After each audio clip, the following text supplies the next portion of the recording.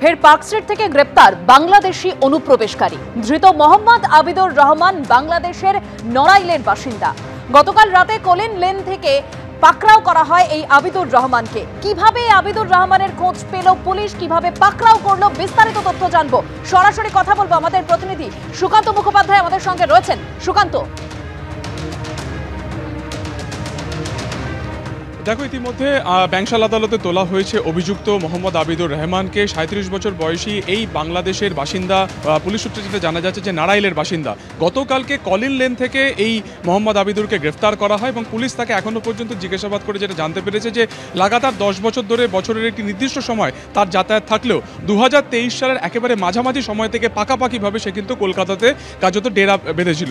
কলকাতা বন্দরের খিদিরপুর চত্বর থেকে যেটা এখনো পর্যন্ত আমরা জানতে পারছি, পুলিশকে তাকে জিজ্ঞাসাবাদ করে জানতে পেরেছে একটি ঘর সে রেন্টে নিয়েছিল বা ভাড়া হিসেবে নিয়েছিল এবং তাকে অ্যারেস্টের সময় দুটি ডকুমেন্ট তার কাছ থেকে পাওয়া যায়। একটি আধার কার্ড, একটি পাওয়া যায় প্যান কার্ড। এর মধ্যে আধার কার্ডে যে অ্যাড্রেস দেওয়া রয়েছে বা যে ঠিকানা ব্যবহার করা হয়েছে সেটি হচ্ছে উত্তর 24 পরগনার একটি ঠিকানা ব্যবহার করা হয়েছে এবং সেই আধার কার্ডকে ব্যবহার করে সে একটি প্যান কার্ডও বানিয়েছিল। পুলিশ এখন এই মুহূর্তে তাকে নিজেদের হেফাজতে পেয়ে যেটা জানার চেষ্টা করবেন যে এই উত্তর 24 পরগনার কোন ঠিকানা তিনি ব্যবহার করেছিলেন এবং এই ঠিকানা ব্যবহার পরিপ্রেক্ষিতে তিনি কিভাবে এই আধার কার্ড পেলেন। যখন একদিকে পাসপোর্ট কেলেঙ্কারি সামনে আসে, প্রায় 6 জনকে গ্রেফতার করেছে ডিটেকটিভ ডিপার্টমেন্ট কলকাতা পুলিশের তরফে, ঠিক সে মতো পরিস্থিতিতে যখন বাংলাদেশে কারাগার ভেঙে একের পর এক জঙ্গিদেরকে মুক্ত করে দেওয়া হচ্ছে, ঠিক সেই পরিবেশে বাংলাদেশ অনুপ্রবেশকারীকে গ্রেফতার করা একেবারে শহরের উপকণ্ঠ থেকে অবশ্যই অত্যন্ত তাৎপর্যপূর্ণ। আজকে ইতিমধ্যে তাকে ব্যাংশাল আদালতে তোলা হয়েছে।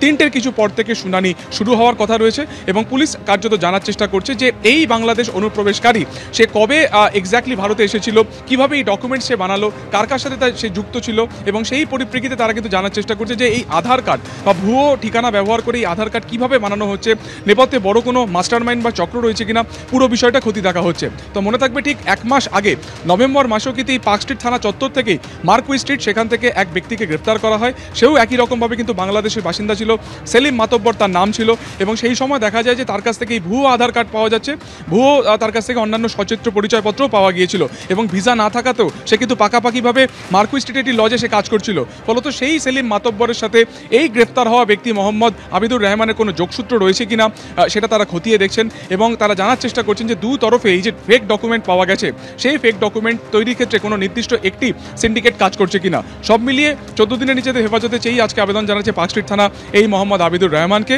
এবং তাকে নিজেদের হেফাজতে চেয়ে একাধিক যে সমস্ত প্রশ্নের উত্তর তারা এখনো পর্যন্ত পাননি সেই সমস্ত উত্তর খোঁজার কিন্তু তারা চেষ্টা করবেন।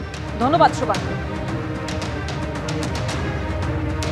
এই যে ভুয়ো ডকুমেন্ট তৈরি করছে সেক্ষেত্রে কোনো সিন্ডিকেট কাজ করছে কিনা সেটা খতিয়ে দেখছে তদন্তকারীরা।